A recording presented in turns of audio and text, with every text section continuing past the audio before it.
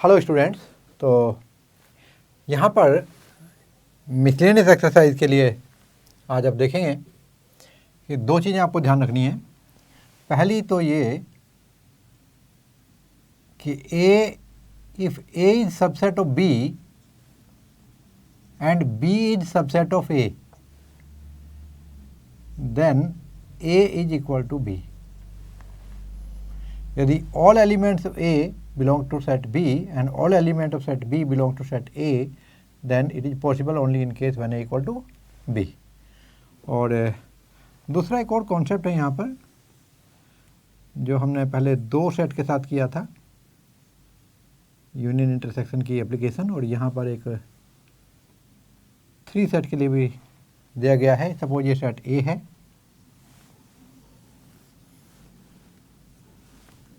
ये set B है और ये सेट C है, और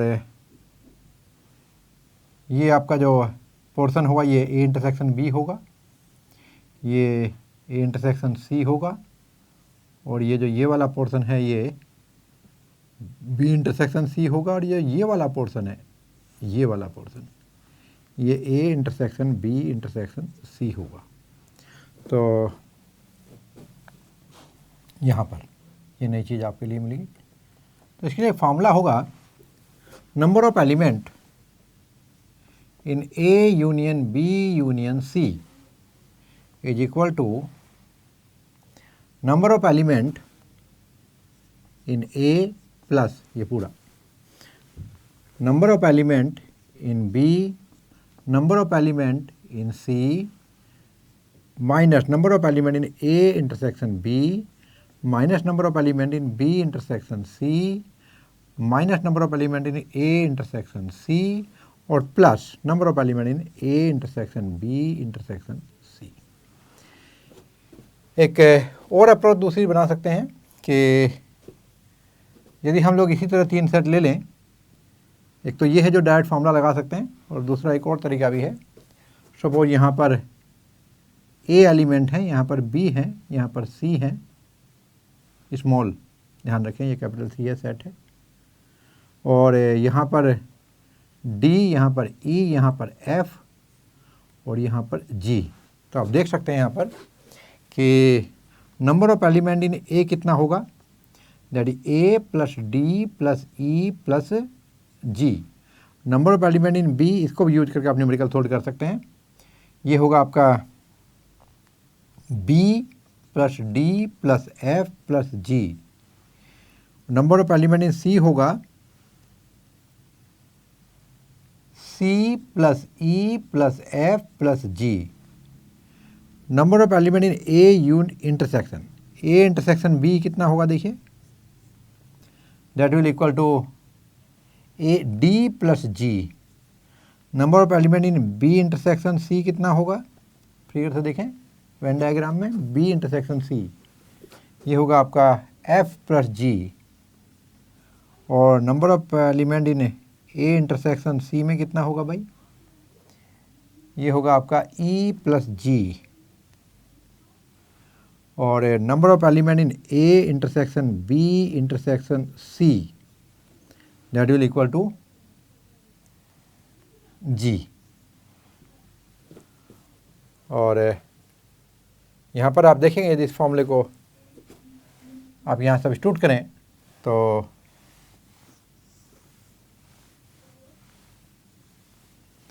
आपको number of element A union B union C में मिलेगा A plus B plus C plus D plus E plus F plus G। यदि हम this plus this minus this minus this minus this plus this करेंगे तो जो value आएगी वो आपकी कितनी आएगी, A plus B plus C plus D plus E plus D plus E plus F plus G total. तो अभी इस कॉन्सेप्ट को दिमाग में रखते हुए एक्सरसाइज की तरफ बढ़ते हैं। यहाँ पर ये आपकी NCERT है और सेट की मिसलेनियस एक्सरसाइज का जो पहला क्वेश्चन है इसे आप देखेंगे, it is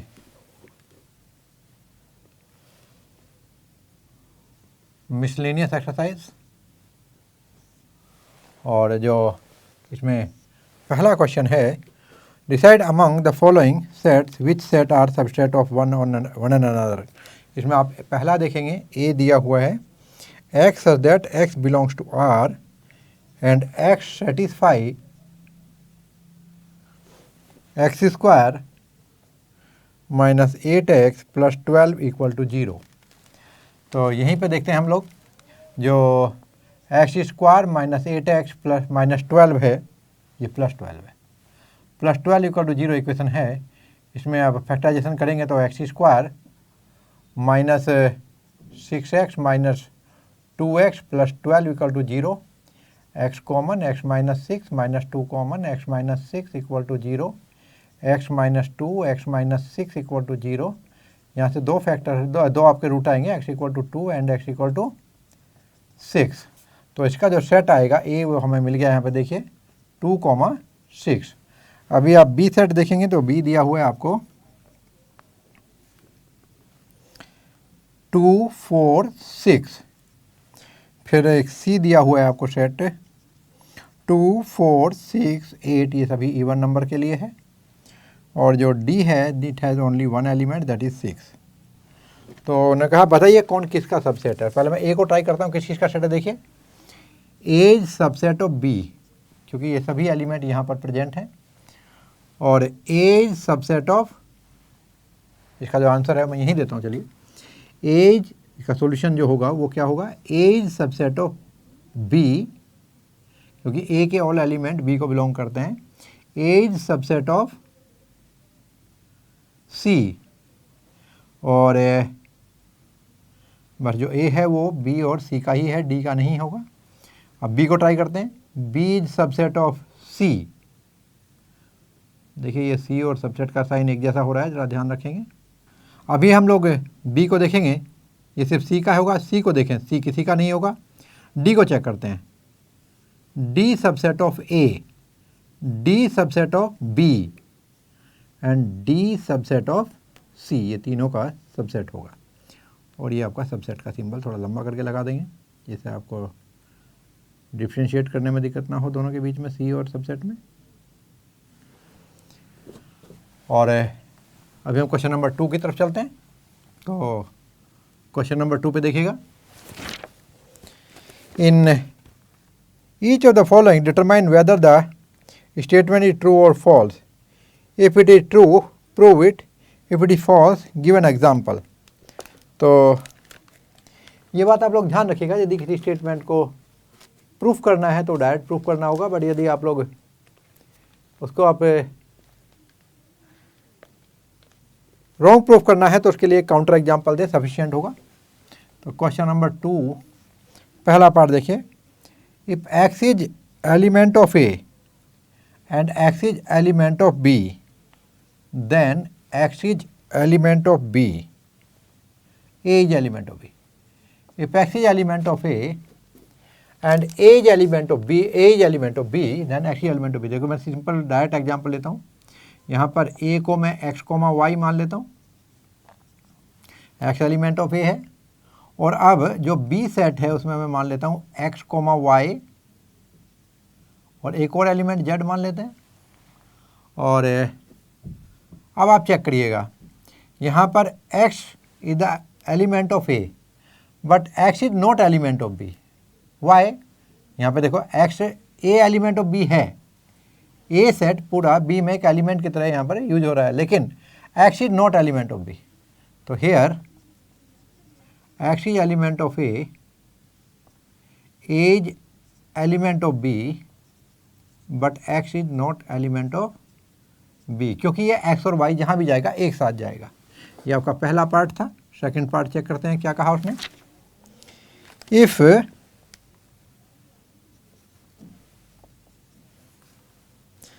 A subset of B and B element of C then A element of C।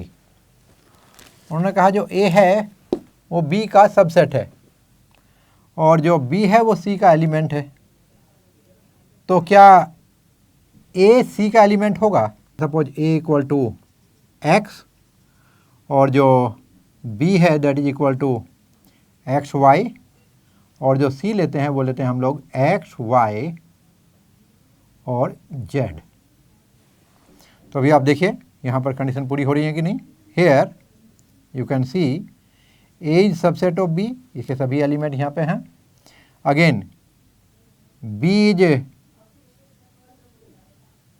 Element of C, ये सी का एक एलिमेंट है, but A is not element, क्योंकि ये एक्स वाई एलिमेंट है, एक्स एलिमेंट नहीं है, नॉट एलिमेंट ऑफ सी। तो आप यहाँ पर देखेंगे ये भी आपका फॉल्स था और ये भी आपका फॉल्स, हमें फॉल्स ट्रू बताने हैं। हम थर्ड पार्ट पे आ जाते हैं और इसके लिए आप देखेंगे दिया है उन्होंने कि A subset of B and B subset of C, A subset of B and B subset of C, then A subset of C। ये बिल्कुल ट्रू है।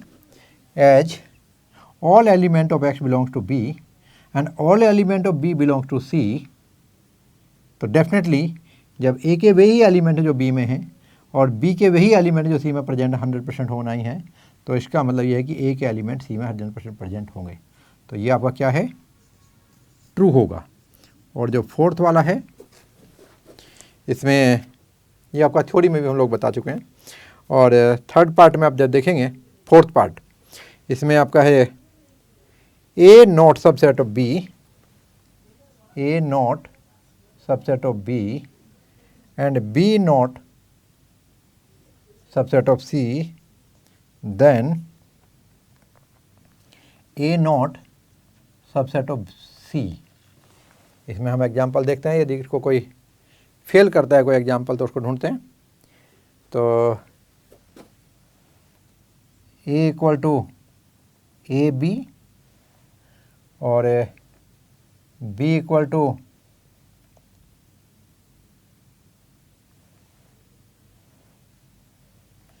C D.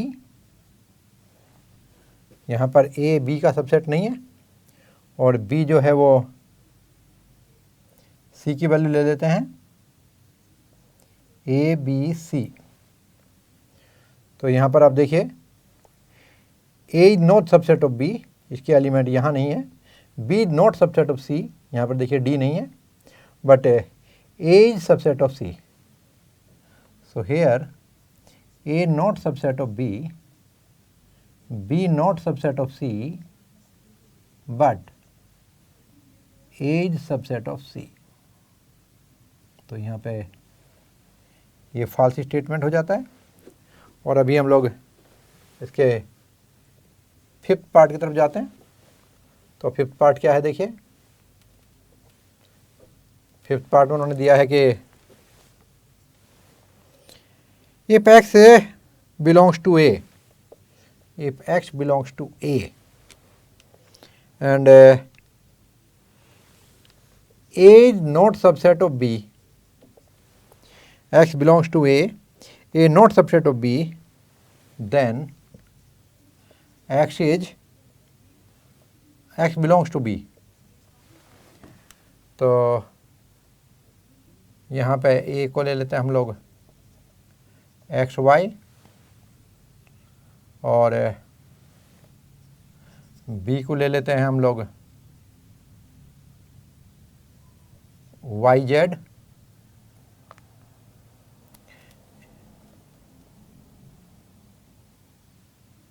ए बी लेते हैं यहाँ पर, एक्स वाई लेते हैं, चलिए ये वाई जेड ले लेते हैं। तो हेयर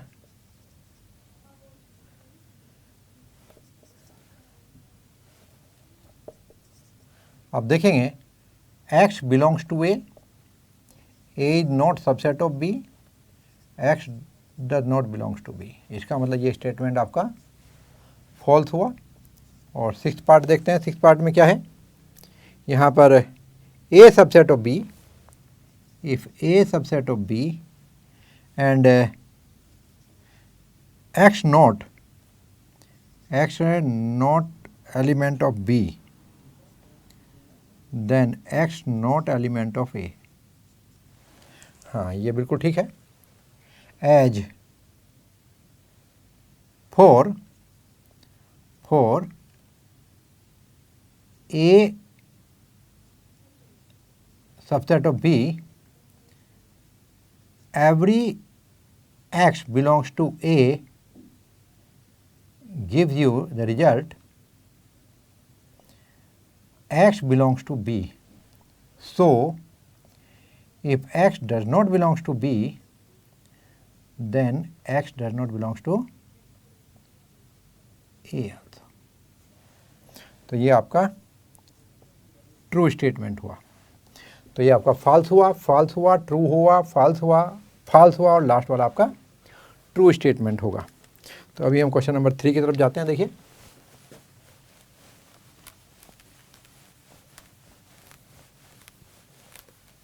उन्होंने पूछा है let A B C be the set such that A union B, question number 3 यहाँ दिया है A union B equal to A union C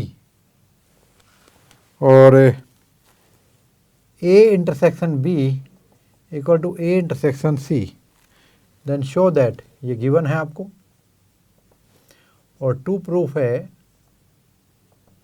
B equal to C. देखिए शुरू करते हैं। यहाँ पर हमें दिया है A union B equal to A union सी, ये गिवन है। तो ए यूनियन बी और ए यूनियन सी में हम दोनों तरफ बी से इंटरसेक्शन करेंगे। तो यदि ये दोनों इक्वल हैं तो ये दोनों भी इक्वल होने चाहिए। तो यहाँ आना चाहिए ए बी इंटरसेक्शन, यहाँ पे B intersection A union B तो बी हो गया, और यहाँ पर B intersection A union B intersection C. और यहाँ पर देखिए जो ए इंटरसेक्शन बी है ये आपको किसके बराबर दिया है, ए इंटरसेक्शन सी के बराबर। देखो ए इंटरसेक्शन सी क्या देंगे और यूनियन बी इंटरसेक्शन सी। तो इक्वेशन नंबर 1 हुआ ये। अभी हम दूसरा फिर से शुरू करते हैं अगेन, फिर से वहीं से शुरू करेंगे। A union B equal to A union C, कहाँ से मालूम पड़ा हमें, गिवन है। और ये मालूम पड़ा कहाँ से, इक्वेशन नंबर 2 से, जो सेकेंडरी रिलेशन आपको दिया हुआ है। तो यहाँ पे अगेन हम क्या करेंगे, ए यूनियन बी और ए यूनियन सी को इंटरसेक्शन करेंगे सी से इस टाइम। तो यहाँ पे सी इंटरसेक्शन ए यूनियन सी तो सी हो जाएगा, और यहाँ देखिए ये C intersection A union C intersection B, और इसे लिख सकते हैं ए इंटरसेक्शन सी इंटरसेक्शन ए या ए इंटरसेक्शन सी सेम है, और सी इंटरसेक्शन बी कहो या बी इंटरसेक्शन सी कहो, that equal to C. Equation number 2। So from 1 and 2 we get B equal to C. अब देखेंगे यहाँ पर दोनों इक्वल हो गए हैं। और अभी हम चलते हैं क्वेश्चन नंबर 4 की तरफ। क्वेश्चन नंबर 4 में क्या पूछा है, देखिए उन्होंने कहा है show that the following 4 condition are equivalent. पहला दिया है आपको ए सबसेट ऑफ बी, दूसरा दिया है A minus B equal to 5, तीसरा है A union B equal to B, और fourth one is A intersection B equal to A. चलिए from one A subset of B means x belongs to A. If x belongs to A, then x belongs to B. Implies A minus B equal to होगा 5। ये हुआ आपका second condition. और again as A minus B equal to 5, as x belongs to A give you x belongs to B implies A union B। A के सभी element B में हैं तो A union B equal to B हो जाएगा, common element उसके आ जाएंगे, ये इक्वेशन नंबर 3 हो जाएगा। और इसी से आप देखें आल्सो ए इंटरसेक्शन B के लिए, also A subset of B means all elements of A belongs to B means A intersection B equal to, इन दोनों में ए कॉमन हो जाएगा क्योंकि इसके सभी एलिमेंट इसके अंदर हैं, और ये आपका फोर्थ पार्ट हो जाएगा। और अभी हम क्वेश्चन नंबर 5 की तरफ जाते हैं। क्वेश्चन नंबर 5 देखिएगा, यहाँ पे दिया है show that if A subset of B, ये गिवन है, और टू प्रूफ क्या है, C minus B subset C minus A, बोला show that if A subset of B then C minus B subset C minus A. तो हम start करते हैं। Let X be an element, X be an arbitrary element of C minus B implies x belongs to C and x does not belongs to B, implies x belongs to C and x does not belongs to A। क्यों? Because A is subset of B, तो जो element B का नहीं होगा वो A का तो होगा ही नहीं। implies x belongs to C minus A, C से बिलोंग करेगा, A से बिलोंग नहीं करेगा। Question number equation number 2। तो फ्रॉम 1 and 2 वी गेट, अब x यदि इससे बिलोंग करता तो इससे भी बिलोंग करेगा, का मतलब C minus B is subset of C minus A. और अभी हम क्वेश्चन नंबर 6 की तरफ चलते हैं। उन्होंने बोला है P A equal to P B and show that A equal to B. तो गिवन क्वेश्चन नंबर 6, और यहाँ पर गिवन है P A equal to P B and to proof है ए इक्वल टू बी। तो यहाँ पर आप मानेंगे लेट x बिलोंग्स टू ए कोई एलिमेंट, x कोई एलिमेंट है जो सेट ए से बिलोंग करता है, and let m is a subset of a such that x belongs to m। तो क्या होगा यहाँ पे देखिए, therefore m is an element of P A. क्यों? क्योंकि m is subset of a, तो वो पी ए का एलिमेंट होगा। Implies m is element of P B. Y?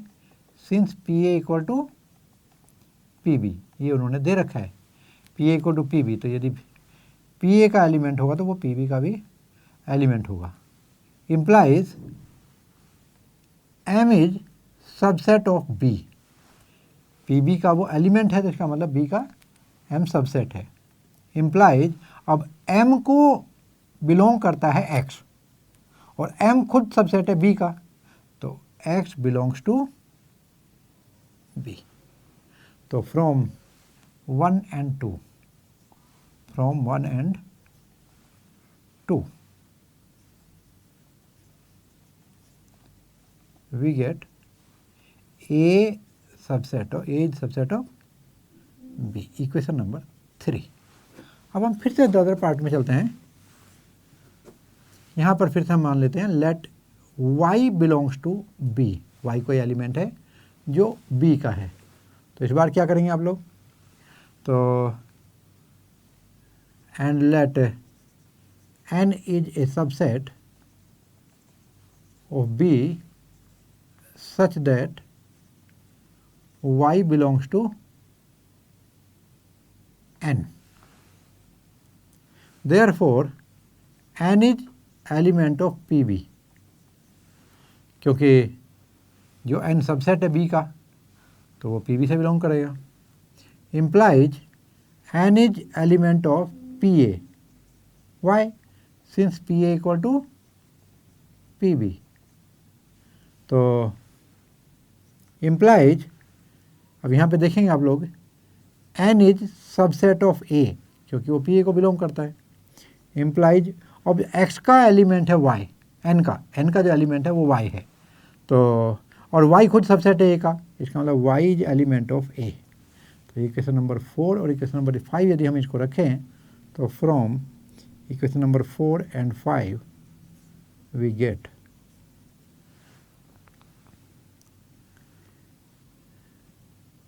B is subset of A. और हमने आपको बताया था if A is subset of B and B is subset of A, so from equation number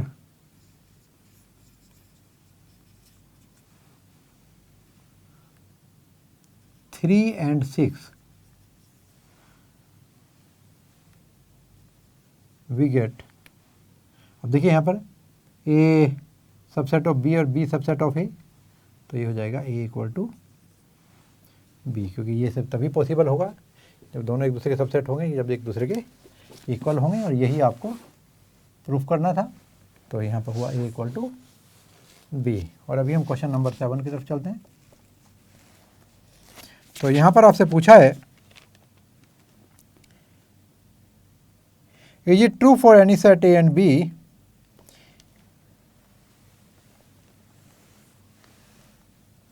that PA union PB equal to PA union B for any set A and B. Is it true?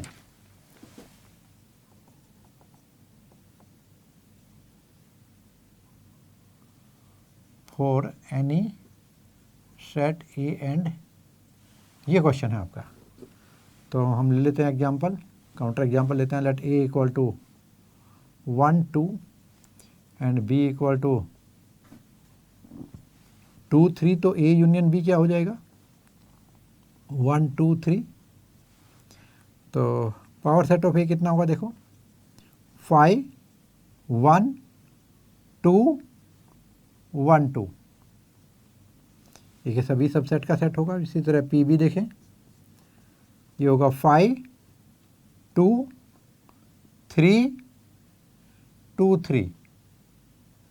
अब आप देखेंगे P A union P B कितना होगा, that will be equal to 5, इन दोनों का union कर रहे हैं हम लोग 1 2 3 1 2 2 3।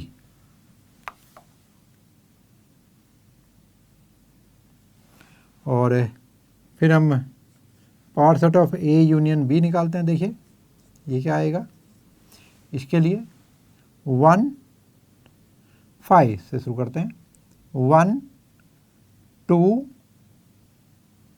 3 1 2 1 3 2 3 1 2 3। तो ये दो एलिमेंट हैं, एक तो 1 3 इसको बिलोंग नहीं करेगा और एक 1 2 3 इसको बिलोंग नहीं करेगा। तो from here equation number 1 and 2 ले लें इसको। So from 1 and 2 we get P A union P B is not equal to P A union B. So given statement is not true for all sets A and B.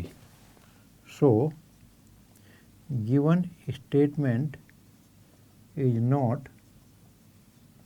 true for all sets A and B. अभी हम question number 8 की तरफ चलेंगे। देखिए यहाँ दिया show that for any set A and B, दो part दिए हैं। पहला पार्ट में हमें प्रूफ करना है A intersection B union A minus B equal to A, और दूसरे पार्ट में प्रूफ करना है A union B minus A equal to A union B। तो यहाँ पर पहला जो पार्ट है आपका, उसमें A इक्वल टू से स्टार्ट करके लिखा हुआ है। तो हम यहाँ पे जब सॉल्यूशन देंगे तो फर्स्ट पार्ट के लिए RHS से शुरू करें, A intersection B union A minus B, और इसे हम लिख सकते हैं A इंटरसेक्शन B यूनियन, और ये A इंटरसेक्शन B कॉम्प्लीमेंट हो जाएगा। अब यहाँ पे डिस्ट्रीब्यूटिव लॉ का हम एप्लीकेशन लेते हैं तो ये हो जाएगा A intersection B union B complement, और किसी सेट का उसी के कॉम्प्लीमेंट के साथ जो यूनियन होता है वो आपका यू होता है, और किसी भी सेट का यू के साथ इंटरसेक्शन सेम सेट होता है, तो that is equal to LHS। तो ये आपका पहला प्रूफ हुआ। और सेकंड पार्ट को देखिए इसके को, इसमें हम LHS से ही शुरू करते हैं, और ये हो जाएगा A union B minus A equal to A union, और ये बी इंटरसेक्शन ए डैश हो जाएगा ए कॉम्प्लीमेंट। तो ये होगा A union B, distributive law लगाएंगे, intersection A union A complement, A union B intersection और A union A complement U universal set हो जाएगा, और यूनिवर्सल सेट के साथ कोई भी सेट सेम सेट होता है, ए यूनियन बी हो जाएगा ये, and that is nothing but RHS। तो आप देखेंगे ये भी आपका प्रूफ हो गया है। और अब हम प्रोसीड करेंगे क्वेश्चन नंबर 9 की तरफ। आई थिंक आप लोग एंजॉय कर रहे होंगे, क्वेश्चन बहुत आसान है, और यहाँ से आपको कई बार 2 क्वेश्चन भी पूछे जाते हैं, कई बार 3 भी पूछे जाते हैं। ऐसा भी होता है कई बार ये 1 मार्क में भी दे देते हैं एक क्वेश्चन, अदरवाइज 2 मार्क तो इसमें से, और 2 क्वेश्चन इसमें से लिए जाएंगे। और अभी आप देखिए क्वेश्चन नंबर 9 में क्या पूछते हैं आपसे।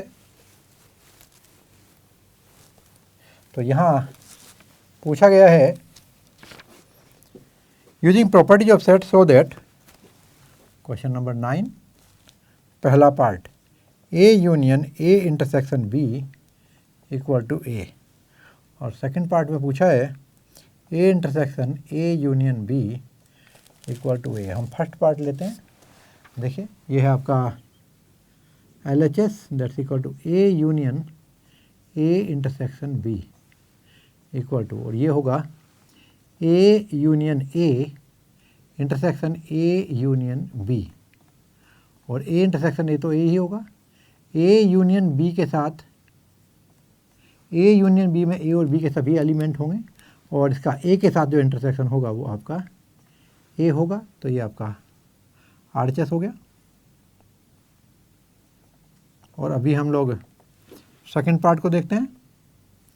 यहाँ पे दिया है A intersection A union B equal to, इसे क्या लेंगे, LHS लेते हैं, चलो इसका LHS equal to A intersection A union B, ये भी आपका ए के विकल्प प्रूफ करना है, तो क्या होगा, डिस्ट्रीब्यूटिव लॉ लगा दीजिए, A intersection A union A intersection B, और आपको मालूम है ए इंटरसेक्शन ए क्या होगा, ए, और ए इंटरसेक्शन, तो यहाँ पर जो यूनियन है ए इंटरसेक्शन बी में ए और बी के कॉमन एलिमेंट हैं, और ये यहाँ पर ए के साथ यूनियन है, तो यानी कि इसमें भी सभी एलिमेंट जो है वे ए से बिलोंग करते हैं, और ये वाले भी ए से बिलोंग करते हैं, यहाँ के एलिमेंट भी, तो ये आपका ए आ जाएगा, और इस तरह से ये आपका RHS होगा।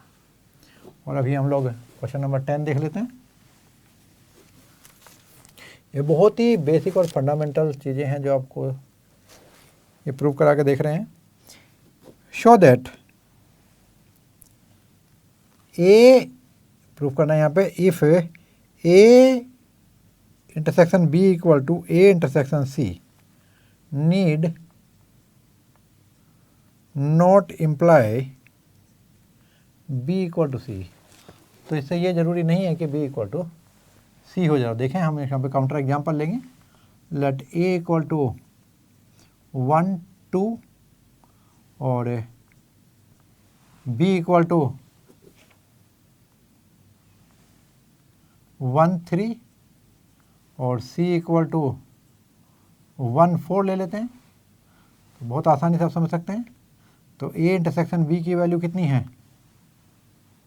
ये होगी 1, और ए इंटरसेक्शन सी की वैल्यू कितनी है, that is also 1। Here A intersection B equal to A intersection C, but A is not equal to C, B, but B is not equal to C. यहाँ पर B और सी दोनों equal set नहीं है, इसका मतलब ये नीड नॉट टू एम्प्लाई, बिल्कुल ठीक है। और हमने इसको वेरीफाई किया। यहाँ पर क्वेश्चन नंबर 11 देखते हैं, और क्वेश्चन नंबर 11 में देखिए क्या दिया है उन्होंने।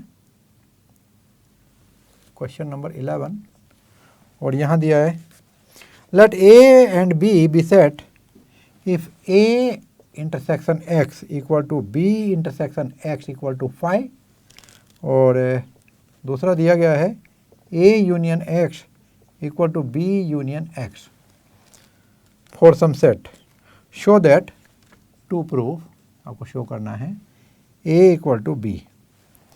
तो यहाँ पे देखें A union X equal to B union X आपको दिया हुआ है। हम दो पार्ट में क्वेश्चन करेंगे, इसलिए मैं दो पार्ट में डिवाइड कर लेता हूँ, यहाँ पे थोड़ी जगह है ये। तो A union X equal to B union X given, और A union X equal to B union X में यहाँ पर दोनों तरफ हम ए से इंटरसेक्शन कर देते हैं पहले। तो यहाँ पे ए इंटरसेक्शन ए यूनियन एक्स और ए यूनियन एक्स का ए के साथ इंटरसेक्शन है तो ए ही हो जाएगा। और यहाँ पे देखेंगे तो ये A intersection B union A intersection X हो जाएगा। लेकिन जो ए इंटरसेक्शन एक्स है ये आपको फ़ायदे रखा है, तो A intersection B union 5 from 1 लिखेंगे, और 5 के साथ यूनियन किसी भी सेट का सेम सेट होता है तो ए इंटरसेक्शन बी, तो A equal to A intersection B. अभी फिर से चलेंगे अगेन, फिर से ले लीजिए यहाँ पर A union X equal to B union X given है आपको। इस बार क्या करेंगे, ए यूनियन एक्स और बी यूनियन एक्स के दोनों साथ इंटरसेक्शन करेंगे हम लोग बी के लिए। तो जो B intersection B union X है तो ये तो आपका बी ही हो जाएगा, और यहाँ पर B intersection A union B intersection X हो जाएगा। बट बी इंटरसेक्शन एक्स को भी उन्होंने 5 लिया है, तो B intersection A union 5 equal to B कहाँ से मालूम पड़ा, फ्रॉम इक्वेशन नंबर 1 से। तो इक्वेशन नंबर 2 लिखना पड़ेगा क्योंकि 1 हम ऊपर ले चुके हैं। और 5 के साथ किसी भी सेट का यूनियन जो होता है वो वही सेट होगा। तो ये ए यूनियन बी का हो या बी यूनियन ए का हो, ये सेम है। तो therefore B equal to A intersection B, तो यहाँ पर था ये यूनियन नहीं इंटरसेक्शन का साइन है, तो ए इंटरसेक्शन बी का हो या बी इंटरसेक्शन ए का हो, दोनों बराबर आ जाएंगे। तो बी इक्वल टू हो जाएगा ए इंटरसेक्शन बी, और ये आपका equation number 3। So from equation number 2 and 3 we get a equal to B. और अभी आपसे क्वेश्चन नंबर 12 में उन्होंने पूछा है find set A B C such that A intersection B B intersection C A intersection C are non empty but A intersection B intersection C is empty. तो यहाँ पे हम लेते हैं क्वेश्चन नंबर 12, देखिए यहीं पे ले लेते हैं हम लोग। तो ये अलग अलग बच्चे के अलग अलग आंसर हो सकते हैं, कंफ्यूज नहीं होइएगा। ये है आपका 1 2, और जो बी है ये हो जाएगा आपका 3 4, और जो सी हो जाएगा ये हो जाएगा आपका 1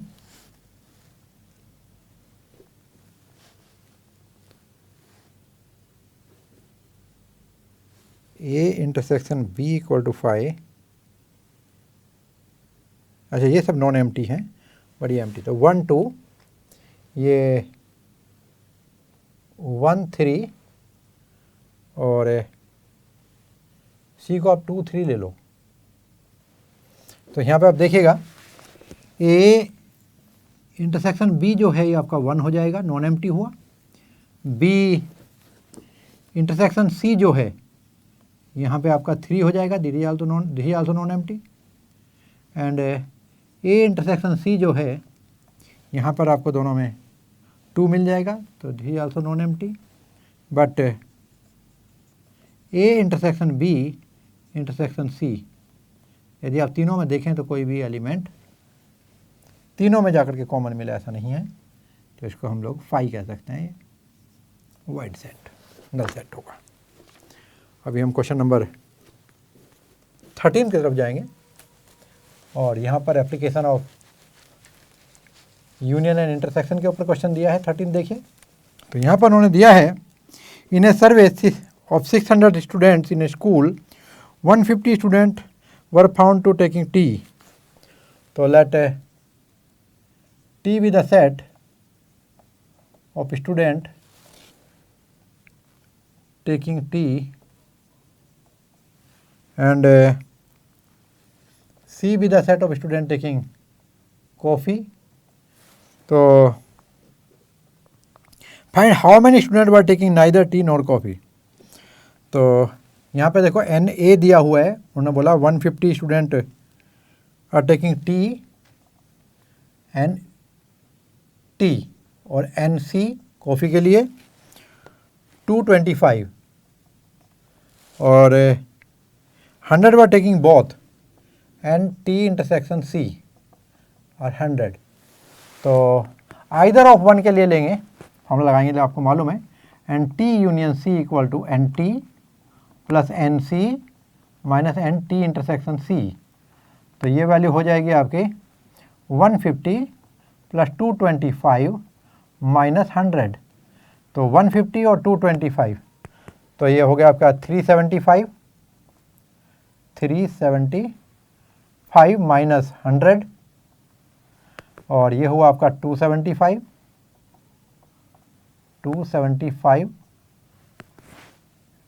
यहाँ पर टोटल स्टूडेंट कितने हैं,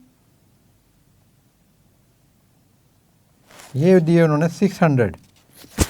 therefore number of student neither like tea nor coffee, तो ये कितना होगा आपका, ये होगा 600 minus T union C, either tea और कॉफ़ी।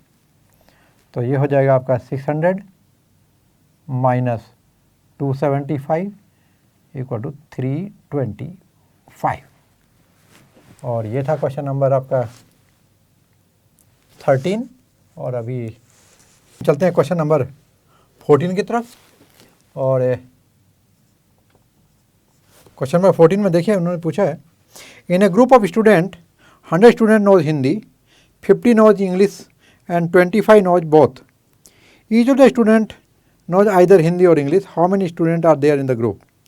यानी जो यूनियन वाला सेट होगा वही टोटल नंबर ऑफ स्टूडेंट होगा, क्योंकि आइदर हिंदी और इंग्लिश हर कोई जानता है। तो चलेंगे यहाँ पर, let H be the set of student knowing Hindi and E be the set of student knowing English. तो एन एच कितना दिया उन्होंने, एन एच की वैल्यू 100 एंड ई की वैल्यू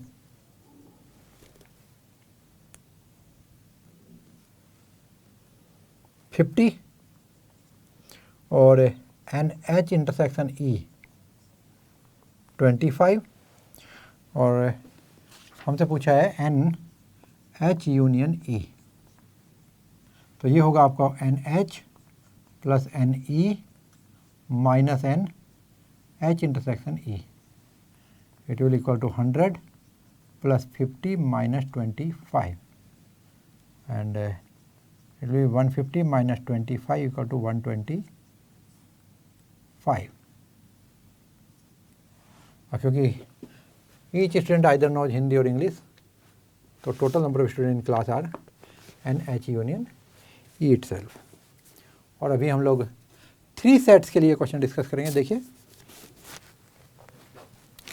यह है question number 15। In a survey of 60 people it was found that 25 read newspaper H, 26 read newspaper T, 26 read newspaper I, 9 read both H and I, 11 read both H and T, 8 read both T and I, 3 read all 3 newspaper. Find the number of people who read at least one of the newspaper. The number of students who read exactly one newspaper.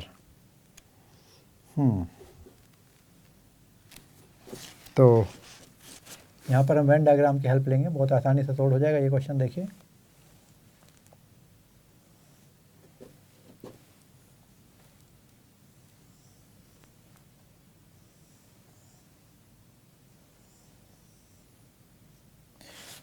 पहले दिया है उन्होंने, ये बता दूं मैं आपको, question number 15 हम ट्राई कर रहे हैं। और टोटल नंबर ऑफ पीपल जो हैं, total number of people that equal to 60। और 3 न्यूज़पेपर हैं, एक H, एक T और एक I। और मैं आपको यहाँ पर पहले भी बताया था आपको कि हम ऐसे लेंगे number A, B, C, D, E, F और G। यहाँ पर उन्होंने दिया है it was found that 25 people read newspaper H। तो H में कौन कौन से आ जाएंगे, देखिए यहाँ पर, देखिए H के लिए तो ये आएगा according to question A plus B, A plus D, A plus D plus F plus G equal to 25। और फिर T के लिए दिया है उन्होंने 26, यानी कि B प्लस, इसे हम थोड़ा सा और साइड से लिखेंगे अकॉर्डिंग टू क्वेश्चन, आसानी होगी सॉल्व करने में। A plus D plus F plus G कितना था 25, और दूसरा T में बोला 26, यानी कि B plus D plus E plus G equal to 26। और I के लिए दिया है 26 अगेन, यानी C plus E plus F plus G equal to 26। तो अभी इसके बाद 2 के लिए दिया है उन्होंने 9 read H and I both, H and I। तो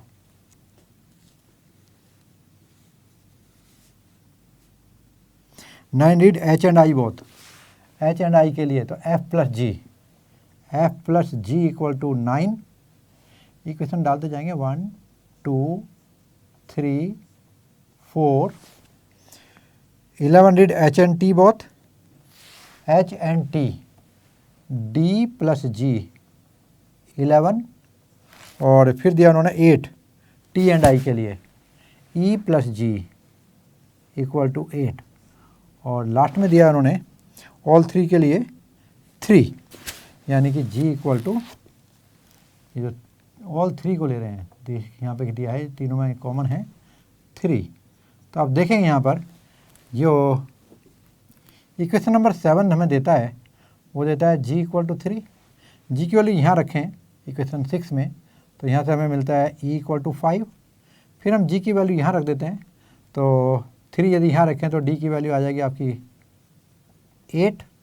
और इस वैल्यू को यदि मैं यहाँ रखूँ G इक्वल टू 3, तो यहाँ पे आपको F की वैल्यू मिल जाएगी, F इक्वल टू 6। और यहाँ पर G की वैल्यू है 3 प्लस 6 9 और 5 ये 14 हो गए। और 14 और यहाँ पर है 26, तो C की वैल्यू आपकी 12 हो गया। और अगेन यहाँ पर जो आपका G इक्वल टू 3 प्लस 5 8 और 8 16, तो यहाँ पर B का वैल्यू आपका 10 हो गया। और आगे चलेंगे तो यहाँ पर G equal to 3, F equal to 6 9 और 8, ये आपका 17 हो गया। 17 तो A का वैल्यू 8 आ गया। अब आपसे जो क्वेश्चन पूछा है पहला पार्ट आप देखिए, उसमें उन्होंने पूछा है the number of people who read at least one of the newspapers. At least one, कोई भी एक कम से कम पढ़े, तो यहाँ पे होगा N of H union T union C। तो उसमें ये वे मेंबर हैं जो सिर्फ H पढ़ते हैं, ये सिर्फ जो B मेंबर हैं ये सिर्फ T पढ़ते हैं, जो C मेंबर हैं ये सिर्फ I पढ़ते हैं, जो D है वे H और T पढ़ते हैं बट I नहीं पढ़ते, जो E है ये नंबर ऑफ पीपल हैं जो T और I पढ़ते हैं बट H नहीं पढ़ते, और जो F है ये H और I पढ़ते हैं बट T नहीं पढ़ते और G तीनों पढ़ते हैं। इस तरह हम सबको एक एक बार काउंट कर रहे हैं यहाँ पर देखिए। तो ये हो जाएगा A plus B plus C plus D plus E plus F plus G। तो ये हो जाएगा आपका 8 प्लस B का value 10 plus 12 plus 8 plus 5 plus 6 plus 3। चलो ऐड करके देखते हैं। तो ये हुआ आपका 18 और 12 13 30 30 38 38 और 38 और 5 43 और ये आपका 46 हो गया, 46 और 6 ये 52 आया। और जो सेकंड पार्ट है, सेकंड पार्ट में उन्होंने पूछा है number of people who read exactly one newspaper. Exactly one, number of people read exactly one newspaper. तो वे कौन से होंगे देखिए जरा। ये सिर्फ H को पढ़ते हैं A, ये सिर्फ T को पढ़ते हैं, जो C हैं ये पर्सन सिर्फ I पढ़ते हैं। तो कितना हुआ आपका, ये A plus B plus C is nothing but 8 plus 10 plus 12, 8 plus 10 plus 12 और ये हुआ आपका 18 और 12 30। तो ये आपने देखा बहुत आसान तरीका था। और अभी हम जो पहला क्वेश्चन था इसमें वो ये बोल सकता था, क्योंकि यहाँ पे टोटल नंबर ऑफ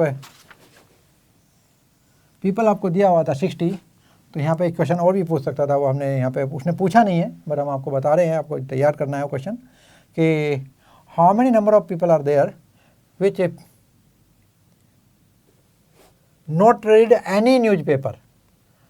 तो यहाँ पर 60 माइनस और जो एटलीस्ट वन है 52, तो 60 माइनस 52, 8 पीपल ऐसे हैं जो किसी भी न्यूज़पेपर को नहीं पढ़ते। तो ये भी आपको यहाँ से डाटा मिल सकता है, आपका आंसर मिलेगा आराम से। तो इस तरह से आपको इसी में से बहुत सारे क्वेश्चन जोड़ सकते और भी जोड़ सकते हैं। जैसे कि आपका वे कितने पर्सन है जो H और T को पसंद करते हैं बट I को पसंद नहीं करते, ये C नहीं I है। तो वे आपके नंबर ऑफ सच पीपल जो है वो आपके D हो जाएंगे, यानी D की वैल्यू आपकी 8 आ जाएगी। यदि पूछे कि how many people read T and I but not H, तो वे आपके E होंगे, यानी वैल्यू 5 आ जाएगी। Similarly how many read newspaper H and I but not T, तो ये आपके F इक्वल टू 6 हो जाएंगे। इस तरह से आपसे बहुत सारे क्वेश्चन इसी के ऊपर पूछा जा सकता है, आप उसे आराम से जवाब दे सकते हैं। क्वेश्चन नंबर 16 जो है ये भी बिल्कुल सेम थीम पे क्वेश्चन है। इसमें भी हम वेन डायग्राम का हेल्प लेंगे। यहाँ पर 3 प्रोडक्ट के बारे में बात कर रहा है वो। मैं आपको अभी क्वेश्चन डिक्टेट करता हूँ। प्रोडक्ट A, प्रोडक्ट B और product C। Product A, product B और प्रोडक्ट C। तो क्वेश्चन कुछ इस तरह से है। In a survey it was found that 21 people like product A, 26 like product B and 29 like product C. If 14 people like product A and B, 12 like product C and A, and 14 like product B and C, and 8 liked all the 3 product, find how many like product C only. तो आप देखिए यहाँ पे फिर से बिल्कुल same theme पर लेके चलेंगे। A, B, C, D, E, F, G समझने के लिए बिल्कुल कोई दिक्कत नहीं आएगी आपको। तो यहाँ पर फिर से लेते हैं। According to question product A वाले जो पीपल बता रहे हैं वो 21 है, यानी A plus D plus G plus F equal to 21, equation number 1। और B के लिए हैं 26, यानी कि B plus D plus E plus G equal to equation number 2, ये 26 हैं। और 29 C के लिए हैं, तो यहाँ पर C plus E plus F plus G, ये आपके देखिए बी वाला, देखिए B plus D plus E plus G, और इसको भी हम एफ प्लस जी लिखें, A plus D plus F plus G, A plus D plus F plus G. Easy to understand होगा। और अभी ये कितने थे भाई, ये थे आपके 29 पीपल, क्वेश्चन नंबर 3 हो जाएगा। और अभी उन्होंने बोला है if 12 like 14 like product A and B के लिए D plus G equal to 14, और सिमिलरली सी एंड ए के लिए C and A F plus G equal to 12। ये ध्यान से लिखना है आपको, किस किस का कॉम्बिनेशन कहाँ कहाँ दिया हुआ है। और 14 लाइक बी एंड सी यानी ई और जी दिया हुआ है आपको, अगेन 14। और उन्होंने बोला 8 लाइक ऑल 3 प्रोडक्ट, तो जी इक्वल टू 8। तो यहाँ से आपको पहले तो इक्वेशन नंबर 7 से जी इक्वल टू 8 मिला, फिर उसके बाद यहाँ पर ई की वैल्यू मिल गई आपको 6, यहाँ से एफ की वैल्यू मिल गई 4, यहाँ से आपको